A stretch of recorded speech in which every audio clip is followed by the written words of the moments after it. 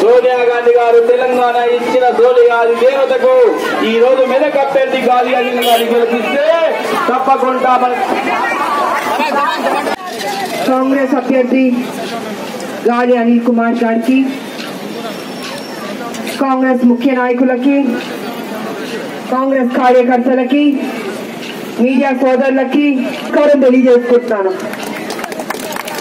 ఎండ ఎక్కువ ఉంది, మీ సమస్య నాకు అర్థమవుతుంది, కానీ మీ సమస్యలు కేసీఆర్కి అర్థం కావట్లేదు. మీరు ఎండలో బాధపడుతున్నారు, ఆకలితో అలమటిస్తున్నారు, బతికే దారి లేక ఇబ్బందులు పడుతున్నారు. మరి వీటన్నిటినీ కేసీఆర్ పట్టించుకోవట్లేదు. ఎందుకంటున్నానంటే 2014లో కేసీఆర్ గారు గెలిపించారు, అధికారంలోకి వచ్చారు, అనేక వాగ్దానాలు చేశారు.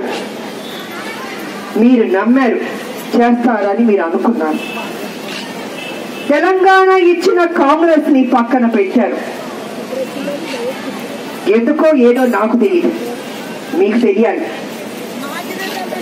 మరి ఆయన మాయ వాగ్దానాలు ఏది నచ్చినాయో, ఏది నెరవేరాయో మీరు బేరీ చేసుకోవాలని కోరుకుంటున్నాను. మొదటిది దళితుడిని ముఖ్యమంత్రి చేస్తానని అన్నాడే, ఆ తర్వాత చేయకపోవడం అదే మొదటి అబద్ధం. 3 ఎకరాలు భూమి ఇస్తానడం అది రెండో అబద్ధం. 1,00,000 ఉద్యోగాలు ఇస్తానని సంవత్సరానికి ఇవ్వకపోవడం అది 3వ అబద్ధం. డబుల్ బెడ్రూమ్ ఇల్లు కట్టిస్తానన్నాడు, అది 5వ అబద్ధం. ఈ రకంగా అబద్ధాలు చెప్పాలంటే ఇంత లిస్ట్ ఉంది.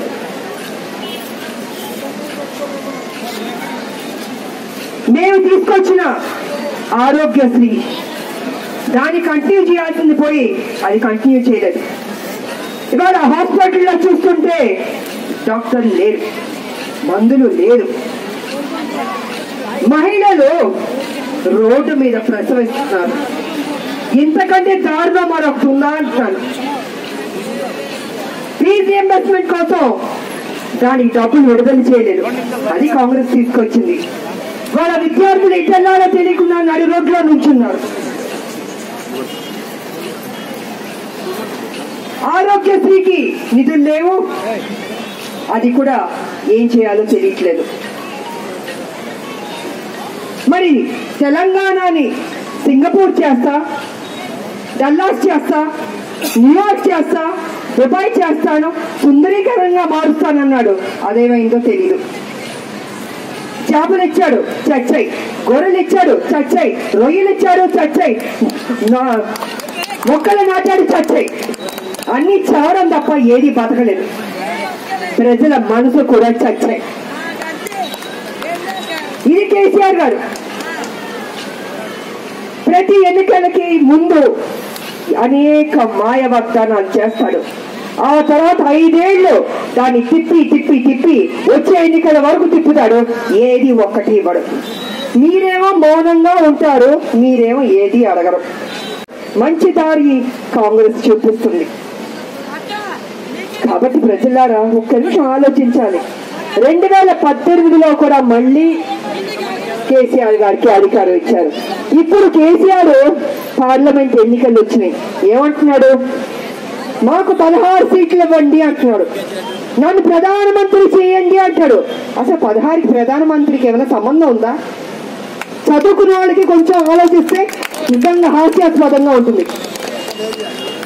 ఉత్తరప్రదేశ్ లో 80 సీట్లు పైగా ఉన్న వాళ్ళు, మిగతా అనేక రాష్ట్రాల్లో 40, 50, 60 ఉన్న వాళ్ళే ప్రధానమంత్రి కాలేని వారు కేసీఆర్ అంటాడు నన్ను ప్రధానమంత్రి చేయండి, 16 ఇవ్వండి అంటాడు. 2014 నుంచి 2019 వరకు ఆయన దగ్గర 15 సీట్లు లేవా అని నేను అడుగుతున్నాను. ఉన్నాయి కదా. ఒక దొరల పరిపాలన అన్యాయం జరుగుతుంటే మాట్లాడే దమ్ము ధైర్యం నా తెలంగాణ ప్రజలు లేదా అని నేను అడుగుతున్నాను. ఎక్కడికి పోయింది మీ దమ్ము ధైర్యం?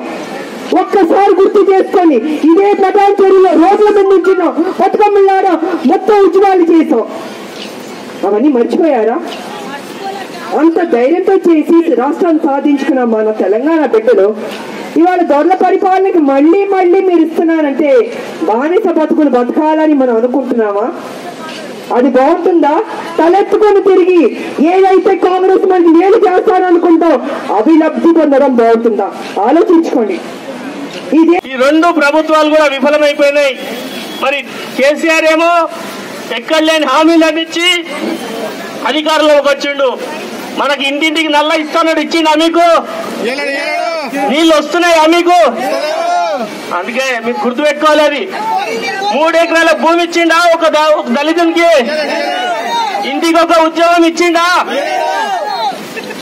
మరి ఇవన్నీ మీరు దృష్టిలో పెట్టుకోవాలి. ఈ రోజు చేతి గుర్తు కేసుకనే పేద బడుగు బలైన అందరూ కూడా అభివృద్ధి చెందుతారు, మన ప్రాంతం అభివృద్ధి చెందుతుంది. అందుకని మీరు ఒక్కసారి ఆలోచించి రేపు 11వ తారీఖు జరగబోయే ఎన్నికల్లో చేతి గుర్తు మీద ఓటేసి నన్ను భారీ మెజార్టీతో గెలిపియాలని చెప్పి కోరుతూ